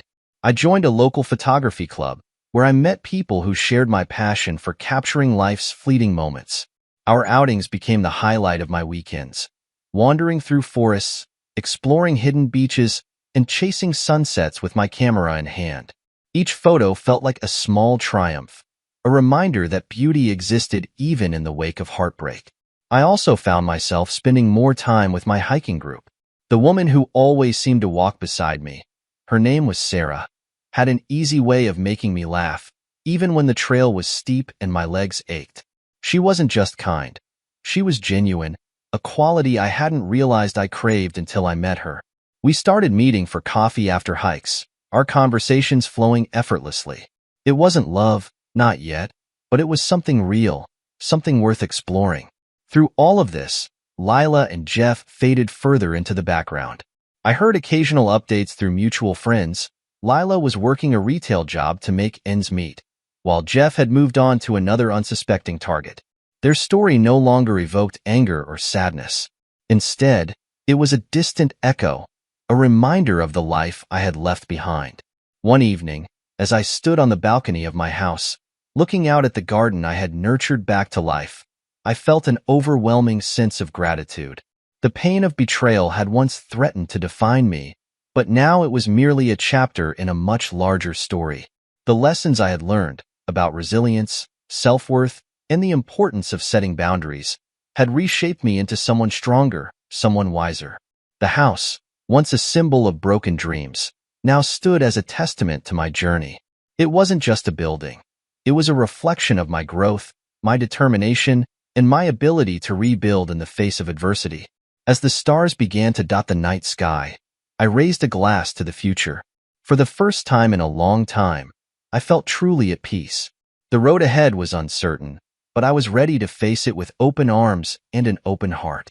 Months had passed since the chaos of Jeff and Lila had finally been put to rest. My life had become something entirely new, a mix of calm, fulfillment, and quiet excitement for the future. The scars of betrayal were still there, but they no longer stung. Instead, they served as reminders of how far I had come. Then, one evening, at a mutual friend's birthday party, I saw her, Lila. It was the first time we'd been in the same room since her move-out day. She looked different. The confident, glamorous woman I had once known was now subdued, her demeanor quieter, almost hesitant. She caught my eye across the room, and for a brief moment, I considered walking away. But curiosity, or perhaps closure, kept me rooted in place. She approached me slowly, as though unsure of how to start. "Nathan," she said, her voice soft, almost timid. "Lila," I replied, keeping my tone neutral. "I wasn't sure if you'd come," she admitted, glancing around the room. "It's been a while." "It has," I said simply, letting the silence fill the space between us. I wasn't going to make this easy for her, nor did I feel the need to. She shifted uncomfortably. "You look good. Happy." "I am," I replied honestly. "Life's been good to me." She nodded, her eyes flickering with something I couldn't quite place. Regret, perhaps, or longing. "I've heard about some of the things you've been doing. The photography, the house renovations. It sounds like you've really turned things around." I shrugged. "I've been busy." The conversation felt stilted, and I had no desire to prolong it. But before I could excuse myself, she spoke again, her voice tinged with hesitation. "Nathan, I just want you to know, I'm sorry for everything." I paused, letting her words sink in. Months ago, I might have craved this apology, might have thought it would bring some sense of closure. But now, standing in front of her, I realized I didn't need it. I had already made peace with the past, and her words, while sincere, couldn't change what had happened. "I appreciate that," I said finally, my tone even. But we've both moved on. What's done is done. She nodded, her expression falling slightly. I know I don't deserve it, but I hope, someday, you can forgive me. Forgiveness. It was a strange word, one I hadn't given much thought to in recent months. Did I forgive her? Perhaps.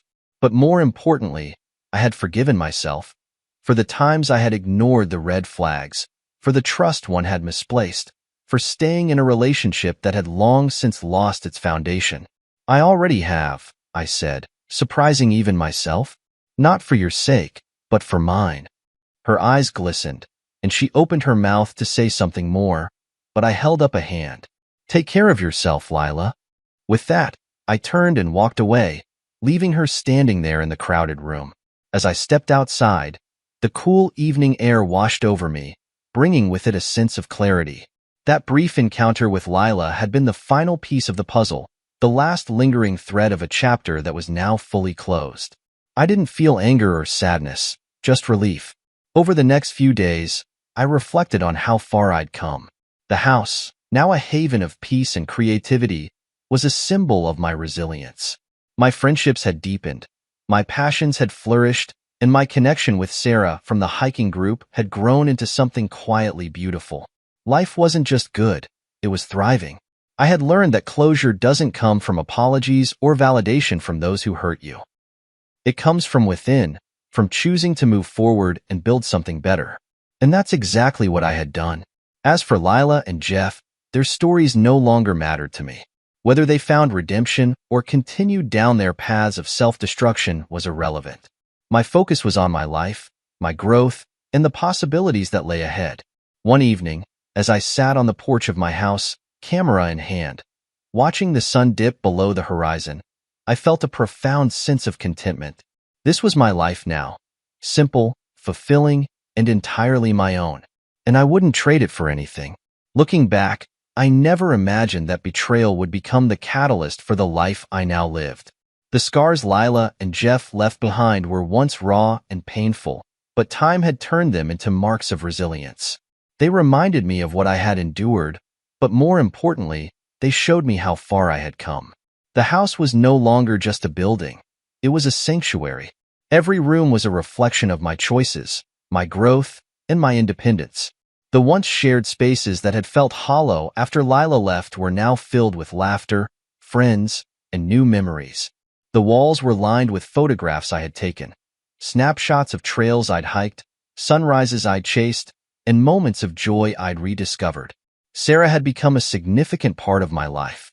What had started as casual hikes and coffee meetups had blossomed into something steady and meaningful. She was different, grounded, genuine, and kind in a way that felt refreshing after years of navigating the stormy waters of my past relationship. With her, there was no pretense, no agenda, just a shared appreciation for life and the moments that made it worth living. One evening, as Sarah and I sat in the garden, she turned to me with a smile. "You know, you've built something really special here," she said, gesturing to the house, the garden, and the life I had pieced back together. It wasn't easy, I admitted, my gaze drifting to the horizon, but it was worth it. And it was. Every painful moment, every sleepless night, every hard-fought step forward had led me to this point. I had learned to value myself, to set boundaries, and to embrace the things that truly mattered. Occasionally, I'd hear whispers of Lila and Jeff's lives. Lila was reportedly working a string of jobs to make ends meet, her once glamorous life a distant memory. Jeff, predictably, had moved on to another woman, leaving behind a trail of broken promises and burned bridges. Their stories no longer carried any weight in my life. They were simply echoes of a chapter one had closed. The final closure came one afternoon when I received a letter in the mail. It was from Lila. Her handwriting was shaky, and the envelope carried no return address. I hesitated before opening it, unsure if I even wanted to read what she had to say. "Nathan, I don't know if you'll ever read this, but I needed to write it. I've spent a lot of time reflecting on everything that happened, and I want you to know how deeply sorry I am. You didn't deserve what I did to you. I was selfish, and I let my own insecurities and desires destroy something good. I've lost a lot since then, And while I know I can't undo the damage, I hope you find happiness. You deserve it. I folded the letter and placed it in a drawer, unsure of what to do with it. Her apology, while appreciated, didn't change anything. I had already moved on, but it felt like a fitting epilogue to the story. Lila's acknowledgement of her actions was her burden to carry, not mine. As the months rolled on, I continued to build a life that felt authentic and fulfilling. My photography turned into a small business, with clients reaching out for portraits and nature shoots. The house became a gathering place for friends and family, its walls echoing with laughter and warmth. One evening, as I stood on the porch, watching the sun set over the horizon, I felt a profound sense of peace. The betrayal that had once consumed me was now a distant memory, overshadowed by the life I had created. Lila and Jeff had tried to tear me down, but in the end, they had only pushed me toward a better version of myself. This was my life now, one built on resilience, self-respect, and the unwavering belief that even in the face of betrayal, it's possible to rebuild. The future was wide open, and for the first time in years, I was excited to see what it held.